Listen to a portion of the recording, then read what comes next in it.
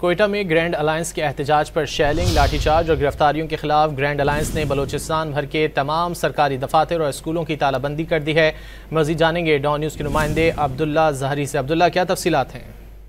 जी बिल्कुल, सरकारी मुलाजमीन की इत्यादों पर मुश्तमिल बलूचिस्तान ग्रैंड अलायंस की जानिब से आज बलूचिस्तान के तमाम सरकारी दफातर की तालाबंदी, जबकि अस्पतालों में इमरजेंसी के सिवा दीगर अमूर पर मुकम्मल बाइकाट का फैसला किया गया। इस हवाले से बलूचिस्तान ग्रैंड अलायंस की जानिब से जारी एक एलामिया में बताया गया कि तमाम दफातर की तालाबंदी गैर मुअय्यना मुद्दत तक के लिए होगी और जब तक उनके मुतालबात जिनमें उन्हें बजट में मुख्तलिफ अलाउंसेस के लिए वादा किया गया था उन पर कायम रहने के साथ साथ फौरी तौर पर नोटिफिकेशन और उसके साथ साथ जो बलूचिस्तान ग्रैंड अलायंस के जो कायदीन की गिरफ्तारी उनकी जब तक रिहाई अमल में नहीं लाई जाती तब तक उनका एहतजाज जारी रहेगा। और आज बलूचिस्तान असेंबली के साथ साथ दीगर शाहराहों पर धरनों का भी ऐलान किया गया है। जी बहुत शुक्रिया अब्दुल्ला ज़हरी इन तफसीलात के लिए।